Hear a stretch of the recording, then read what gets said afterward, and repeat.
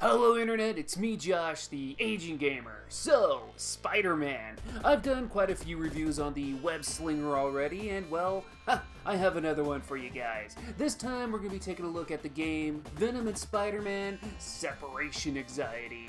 So in September of 1994, we saw the release of Maximum Carnage. Love it or hate it, the game was pretty dang popular and was a success. Game publisher Acclaim Entertainment wanted to do a sequel. Developer Software Creations was put on the job again and decided to do a follow-up based on the Venom story arc, Separation Anxiety. Well, at least by name. It actually follows more of the Venom Lethal Protector story, but regardless, we got ourselves a sequel. And in November of 1995, we saw Separation Anxiety, released on the Super Nintendo, Sega Genesis, and PC. I didn't have the game as a kid. I saw it advertised in magazines and comic ads, but at that point in time, I felt Carnage's popularity had already peaked, and I wasn't that interested in what these symbiote spawns were all about. They were just a knockoff of Carnage, who was already a knockoff of Venom, who's a knockoff of Spider-Man. But anyway, how does this game hold up? Is it a justifiable sequel, or is it just a cash grab? Let's find out. Ladies and gentlemen, this is Venom and Spider-Man Separation Anxiety.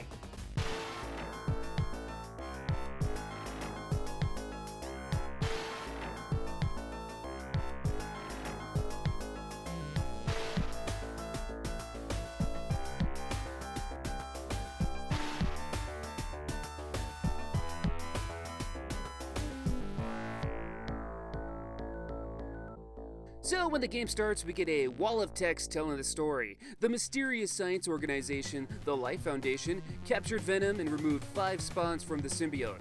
These spawns now want to kill Venom. Venom contacts Spider-Man for help, and the two are going to put a stop to the spawns and the Life Foundation. So, let's play! And something really cool about this game is that it's 2 players. Maximum Carnage was only 1 player and could have really used that feature, so yeah, thank God it's in this game. But like usual, I'm gonna go ahead and play 1-player mode. And you get to pick between Spider-Man and Venom. They play the same and do the same kind of moves. The only difference I could really tell is that Venom seems a bit stronger, while Spider-Man seems a bit faster. One thing right off the bat I want to talk about though is, man, what happened to the stylization that was in Maximum Carnage? Maximum Carnage had awesome cutscenes ripped straight from the comic book. It also had a cool intro screen that even showed off the characters. Here, there's no cutscenes at all, just walls of text and the same picture of Spider-Man and Venom at the beginning of each level. That's pretty lame, really. I'm kind of let down. Well, let's continue and see what the game does have to offer. We start the first stage and wait, this looks just like Maximum Carnage. Like, exactly like Maximum Carnage. We got the same backgrounds and the same enemies, but somehow the graphics seem not as good. In fact, both Spider-Man and Venom have new sprites. And look at some of these poses. Venom's are alright, but Spider-Man's really cracks me up. He reminds me of a 5-year-old trying to do a Spider-Man impression. Hey son, how does Spider-Man jump? Like this and like this! Great! Now can Spider-Man climb walls? Yes, and when he's on the wall, he attacks like this! Sure, good job. And how does Spider-Man walk? Like this! Rawr! Well, outside of the graphics, the gameplay feels mostly the same as before.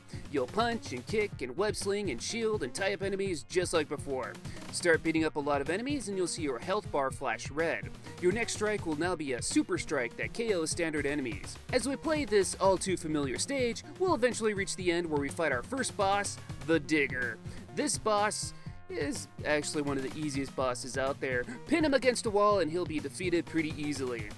So that was the first stage of the game, and to me it feels really out of place. It's basically a Maximum Carnage stage. After this though, we never see those enemies ever again, minus the Digger. It's a whole new game from here on out. Now we're on the Golden Gate Bridge and we meet our new standard enemy, the Life Foundation soldiers. These lovely grunts come in a variety of colors and some have different attacks, like throwing bombs or shooting lasers. I hope you like them because this is what you'll be fighting for the majority of the game. Yeesh. So the bridge is a typical beat 'em up stage with a boss at the end. His name is Ramshot. Yeah, this game has a lot of Taserface quality of names here. He's easy enough to beat up and we move on. We enter a forest that has a few not so secret areas we can go to. We even find superhero icons. Similar to the last game, when you collect these, you can summon a hero into battle to help you out. There's only 4 in the game, but you can get help from Captain America, Daredevil, Hawkeye, and Ghost Rider. Once you reach the end, we'll fight our first symbiote spawn, Riot. Despite how threatening he was in the Venom movie, he's not too bad here. He's kind of annoying, but we can beat him. After this, we get swooped up and captured by Sentry. Not to be confused with the other Marvel character Sentry, this Sentry, like Ramshot and a few other bosses later in this game, are from a group that call themselves the Jury and are set on capturing Spider-Man and Venom. The next stage is called Trap Room. Sentry captured you and locked you up. Your character easily breaks free and continues to beat up everyone in sight. You get caught by Sentry and put in that trap room not once, not twice, but 5 times throughout the game. That's ridiculous! I know getting captured and taken to the prison is just another way for the game to continue its story, but it's just lazy writing, and it just makes the game feel really repetitive. Anyway, beat up the goons as well as some robots, and we'll move on to the elevator stage where we fight the next jury member, Bomb Blast. After that, we reach a city cave, and at the end we fight the symbiote spawn, Scream. Once defeated, we get captured again, and we're back in the trap room. After this, we're in a shopping mall for some reason. We're fighting more and more soldiers as we make our way to the end. We have a boss fight against both Ramshot and Bomb Blast. Once we defeat them, we get into a sewer maze. I'm not sure if it's an actual maze though. There's different paths you can take, but I just kind of kept going forward and I got to fight some bosses, so yeah, it's not that hard at all. We get another double boss fight, but this time it's between Scream and Riot. Defeat them and we're back in the trap room, yay! We continue in a lab area where we beat up more enemies and run into Ramshot again. Oh wait, this is a new jury member. His name is Screech. I think of 2 things when I hear that name. Saved by the Bell, and the other character in this game called Scream. We got characters named Scream and Screech in this game, yet somehow the characters have nothing to do with each other other than the fact that they want to get Venom and Spider-Man. It's odd. As we continue, we're in another lab area where the foreground blocks a lot of the action. The boss at the end of this stage is the symbiote spawn, Phage.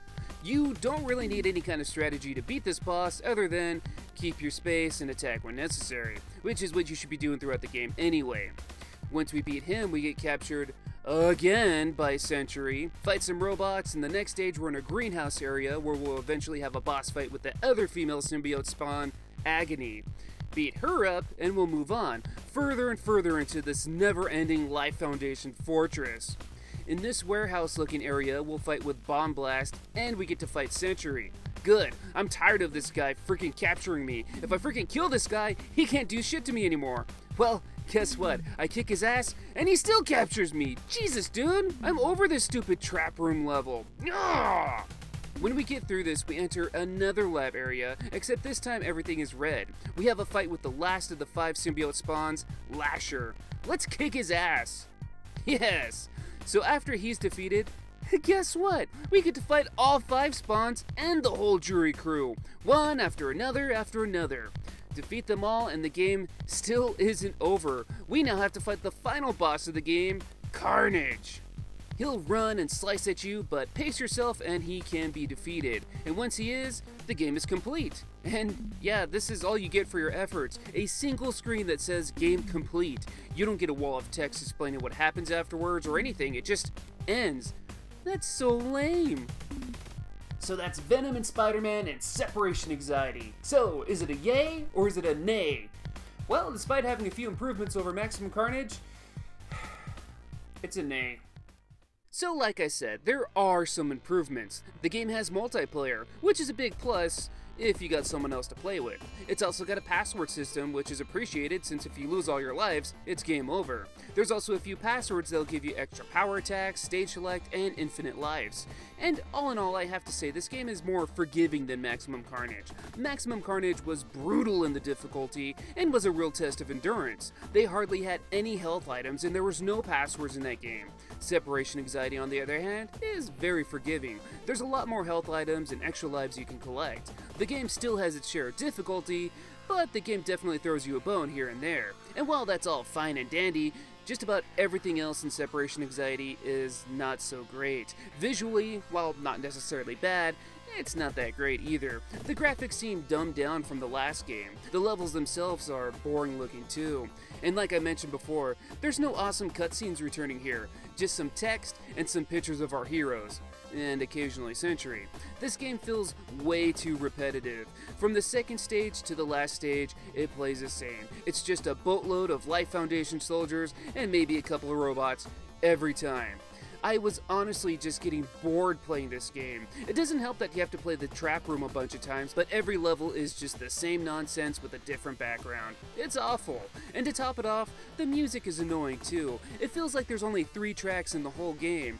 Again, this makes it feel very repetitive. And you know what? Since I'm throwing it all out there, why did they even choose this story to base a game around? Besides Spider-Man, Venom and Carnage, who even cares about these characters? I mean, they're just a bunch of lame C-listers. Does anyone really care about the likes of Riot or Lasher? Did anyone cream their pants over seeing Bomb Blast or Screech in this game? No. But all in all, Separation Anxiety is not a broken game, it's just not very fun. It's like the game took all the things that made Maximum Carnage great and threw it out the window, and you're just left with a boring beat-em-up with a Spider-Man skin on it. It just feels like a low-effort cash grab. But these are just my opinions. What do you guys think? What do you think of Venom and Spider-Man Separation Anxiety? Love the game? Hate the game? Let me know in the comments below. If you like this video, give it a like. And if you want, go ahead and subscribe so you don't miss out on future videos. I thank you guys for watching, and until next time, I will see you all on the next one.